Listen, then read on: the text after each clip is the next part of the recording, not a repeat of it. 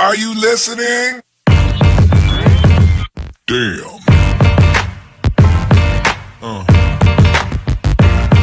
Yeah.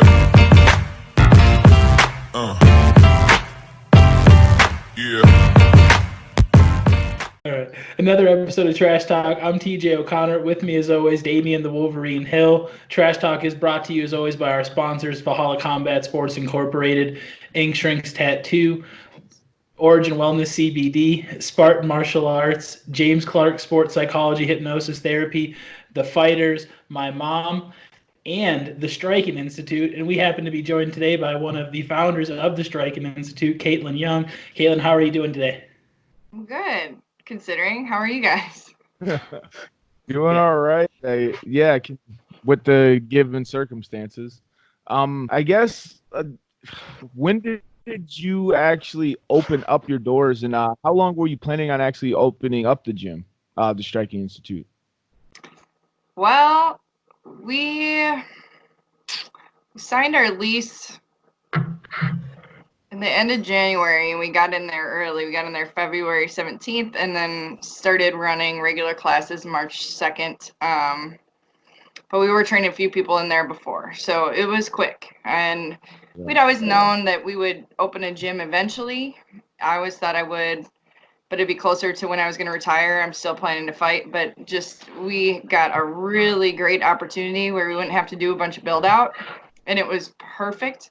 We're in with Midwest Gymnastics, the Athlete Lab, and then my first Taekwondo coach from way back in the day when I was like a teenager. So we just had to jump on it. So it was kind of go as soon as we heard about it even.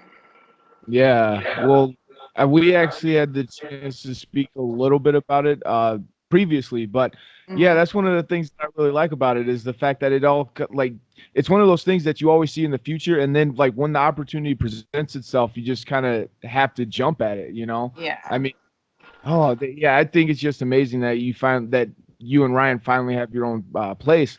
But mentioning opening up the doors March 2nd and then having to close them relatively soon right Two after opening. weeks to the day. Yeah. 2 weeks to I the day. mean, how are you guys dealing with that? And I mean, it- I guess one of the questions that I kind of have is because it's at the beginning of you guys just transitioning and opening up and having full classes, do you think that that's going to hurt you guys more in the long run or actually be a little bit of a benefit to you guys now that the quarantine is in effect? And I mean, you guys aren't necessarily shut down a whole long. I guess we don't know how long it's going to last, but you guys Right. aren't shut down after being open of just a year, and you can still kind of build up. Or how does all of that play out? Even I, Yeah, well, so it's really interesting, right? Like we're working with Zebra Athletics, you know, and they have gotten a bunch of stuff for us on order, but it's on back order because of Corona. oh wow. So the you guys weren't already. I mean, you guys are already like in the process of already dealing with it before the Oh quarantine. yeah, excuse me. Yeah, COVID-19. So we had a bunch of stuff ordered, like bag racks and all this, and some of it's manufactured in China. And we were already pushing it, it's probably not advisable to open a gym that quick, but they already had some of the stuff like mats. We'd already ordered the Thai pads and that kind of thing. So that wasn't as big a deal. We got treadmills pretty quick, um, and some of the weight stuff, but that not only was it going to take a couple of weeks to begin with, but that we were like, oh, we can, 2, 3 weeks, no big deal. And that got pushed way back because the factory workers were in quarantine. They weren't working. Wow. So it was just a big question mark. So in a strange way, like, yes, we were open and that was really promising. Actually, we had quite a few people sign up in the first week or two, which is really nice. It of course started to dwindle even after the first week because people started getting touchy about, oh, I Yeah. don't know if I want to be, Yep. but yeah, it was, in some ways it's just going to give us a little time for that stuff to come in, and hopefully, provided this isn't too long, we can be up and running entirely. Like, we're waiting on our ring and a few other things that are going to be, it's going to be a really awesome gym when all is said and done. Yeah. But it's just like waiting for it to come, you know, and you can't rush these things. So we're just making do. Yeah. Yeah. Sorry, TJ. No, so yeah, that's all you really can do is make do and to find the silver lining in the situation. Like I said, giving you that prolonged time. Hopefully, like I said, by the time this is all cleared up and lifted, the gym is at full capacity. And you mentioned the turnout in the first week. I'd like to say I'm surprised, but I'm really not. I feel like you and Ryan have set a precedent for what is expected as far as high level striking. And when you move over to your own spot, I'm glad to hear that the masses did follow. What, if anything, has this done as far as the curriculum? Is this something to where it gives you more time to sit and think on what you're going to do, or is it still more status quo, sharpening the edges as far as what to expect to learn once the doors go back open? Yeah, it's definitely I would say both. You know, it's giving us some time together to bounce ideas off of each other. I always I feel like opening a gym is a lot like when you first move out of your parents' house and you just start seeing like how much, oh my God, paper towels cost this much, and oh no, I got to buy my own band-aids and stuff like that. So there's a lot of little odds and ends, and we're doing fine. And the great thing is all the people that have come over with us have been super cool and patient about things. But even, you know, figuring out how to use our gym software and all these things, and we haven't really started advertising even yet. We were hoping to have our grand opening in April. We'll see if that's still going to be a possibility. But yeah, it's kind of giving us some more time to work out the kinks, double check some things, you know, and really kind of have the process a little more polished when we get there.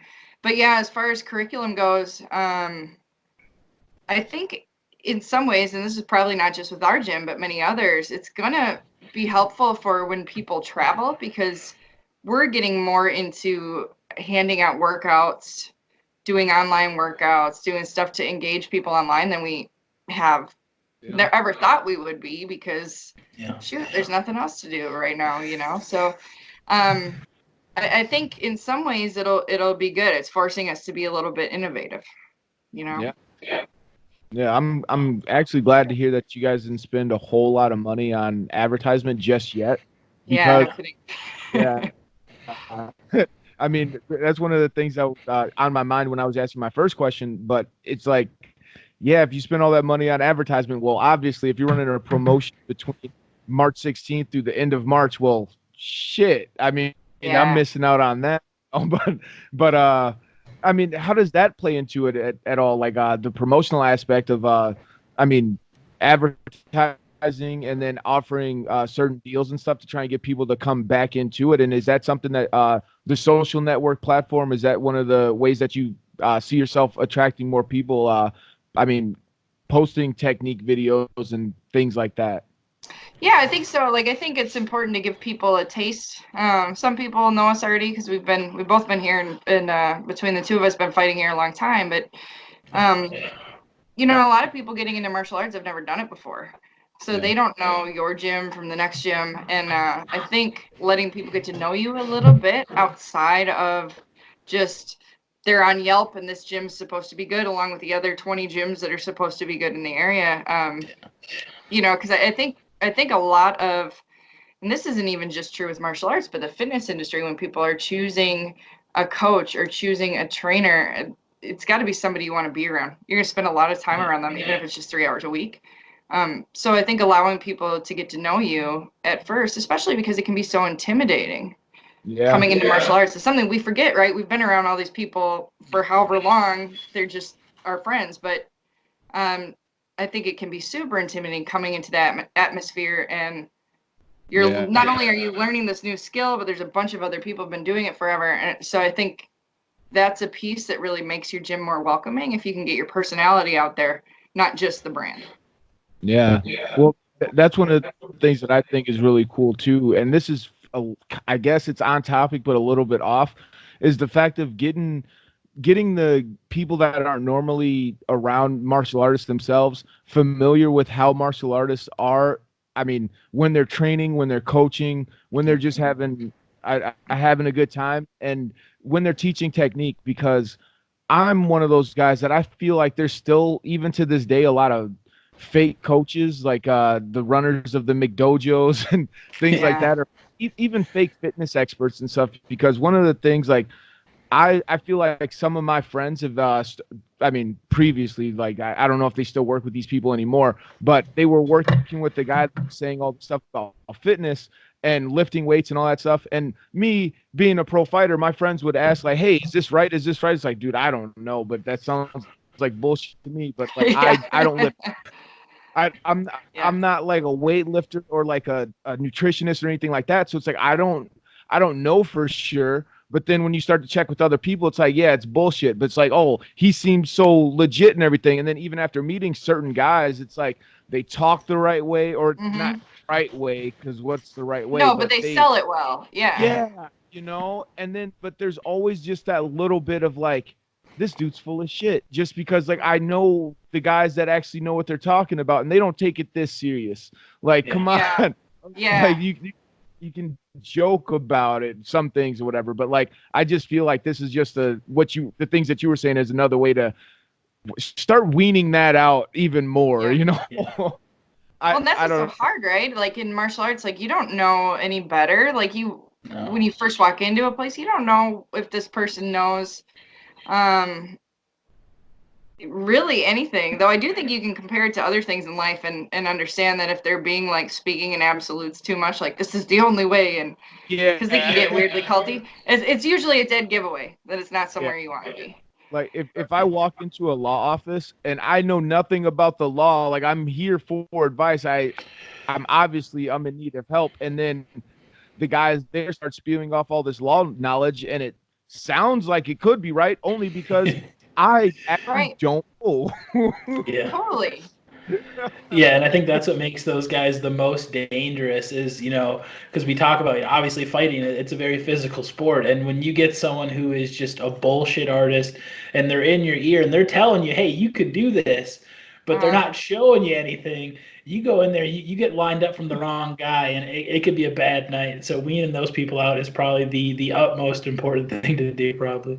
oh goodness, yeah. Or even I've heard horror stories and I've even seen it, like coaches that are like they're not teaching people, they're training on them, you know. And that's like oddly a pretty common phenomenon. I don't know if it is anymore, but I've seen it several times. It's like, holy crap. And people feel like it's making them tougher or something. So, One of the things that I try to like get anybody really, like, this is in because I'll see videos of like McDojos and stuff, or like people I'll always read the comment section just to see what people say, and I'll always chime in and say something stupid myself. But it's like it's 20. I can go back and find James Clark, who's 100 years old. I can find his high school wrestling online right now. Like, mm, there's no pictures of it or anything, but I can find his bracket, his high yep. school, and everything. I'm like, now, when it comes to guys making claims of winning national tournaments and things like that, Yep. but they have no pictures, no nothing. Like, what the hell? I've heard people say, like, oh no, he's legit. I've seen his medals. It's like, but they don't have any pictures. Like, No. they have all of these medals, not one picture of themselves young with that medal. I'm not Yes. saying No. that that's not out. I mean, not crazy, but if somebody has like, I mean, I Yeah. have 56 fights or whatever. I don't have all of my videos from every single fight, but I have at least fucking one, at least one, and Yes. that's only 56 fights. Not even like an outrageous number like some of these guys are claiming. Like, this is Yeah. I'm like, you'll be able to find a picture, a video, A registration at a tournament, like Yeah. something will It's show up. it's so off subject, but I've been spending my quarantine watching the old school UFCs, and every one of those guys was like Oh, it's 86-0, 200-0 Yeah. in the streets, and it's just like, what? Like, you talk about and then you UFC. watch them fight, and they fucking go like this as soon as a punch is thrown. Oh my god. Oh. Like, I don't know. I feel like that's what we should be focused on in this quarantine, is making videos that help reveal the fake martial artists. It's so true. It's so true. And then, so just kind of getting back on it a little bit here. I mean, obviously, we've talked about the gym opening and how full your plate was in that aspect. But on a different note, I mean, I know there was the kickboxing show that was planned coming up towards the end of April. When did you start seeing effects on that card? Did you start have fighters reaching out asking about it, or was it ultimately just the commission moving forward on it? Or Well, we did actually. We had a guy who was going to come in from Seattle, and he was the first to express concern for obvious reasons. But no, like you start to notice, like even if you just start thinking about it, it's not just the event. So we could even be cleared, even if we hadn't been asked to stop having classes at gyms. Where I think most people were up until this week. You got to figure that the people are going to be really shy to buy tickets, and that means like you're not sure if you're going to be able to pay for that venue, even pay for the venue, let alone like we had pros coming in, we had flights, stuff like that. So you're already starting to look at like, okay, what's going to happen here. And it was actually the venue that had first said, like, we don't think this is a good idea. So Oh, okay. Well, yeah, me and TJ actually were talking about that in the video that we posted this morning, but or I guess yesterday morning when this is posted, but like that's one of the things, like, okay, so the promotion books the venue, they start putting together the card, they start making the posters, advertising, and you had commented on the videos like, yeah, you're absolutely losing money, especially just making those steps alone. Now, let's say, I mean, of course you want this card to go on. Some of these fighters are like wanting the fights and the matchups that they had. They're going to want it back. But then by the time this quarantine ends, who's to say that you secured the same venue and the same venue at the same price? Because nowadays, I mean, or now at this time, like everybody, as soon as crowds are allowed to start gathering again, like TJ said, like, hey, the show must go on. Everybody's going to want to do something. So it's like, and I started to think about it more after TJ said it, but that's not even just the fight promoters. That's everybody. Everybody's going to want to, hey, I've been missing out on my concert money. I know that there's stand-up comedians that go up on stage every other night or whatever for a couple $100. I'm like, they're counting on that money. They're all missing out right now. So everybody's going to be jumping back to get at there, and those venues are going to be looking at all the money that they've lost between, and who's going to bring in the most money immediately for me right now when it comes to booking. And so, and I mean, I like to believe that fights are the most lucrative business opportunity that a venue could have, but it might not be true. So, I mean, it's just crazy to think about like how all of that is going to play. Like I started off with the question in my head, but it's just me getting into a rant. Like it's just the things that I start to think about, like when, like, how is this going to affect everything? Are some things that has crossed your mind too? Yeah, absolutely. Like for instance, we chose the date we did for the Thai boxing because the massive TBA tournament is in June, and we've tried to do shows closer to it before. And even if we can fill the show, if we need a replacement, it's a lost cause, especially, like A-class amateurs, just really difficult because it's the biggest tournament of the year. Like all the scouts are there looking for people for the national team. It's just not good to try to compete with it. So now, say we get to come back, but like the first date is in June, it's just not a good choice for us for Thai boxing. So you have that, and then as you mentioned, we're competing with all the other entertainment avenues that are after that venue, or all the venues, right? Weddings, I'm sure people are, got their weddings coming up. So it is challenging for sure, pushing everything off. And though I will say, I wonder if, because, a lot of fighters tend to work in the service industry in one way or another, whether they're doing personal training or they're bar backing or something like that, probably shows that are paying for travel are going to do a little better than tournaments for a while, just because people are going to be feeling it, at least to some degree. But yeah, it is messy, that's for sure. And luckily we hadn't booked any flights yet. Yeah, good thing. And I'm like, I didn't even think about that.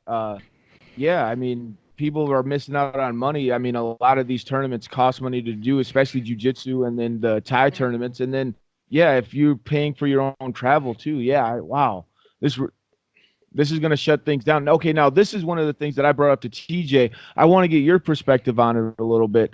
The fighters that are training, I mean, all the gyms are shut down. They're unable to train, but they're still eager and looking for a fight. Do you think it's wise for those fighters, as soon as the first fight that's able to be booked, because say the quarantine ends in June and then the first fight card is June 15th, is that 15 days enough time to be back in the gym and get ready for this fight? Would it be smart for them to take that fight? Would it be smart for the promoter to even throw a fight that soon? What do you think about that type of situation?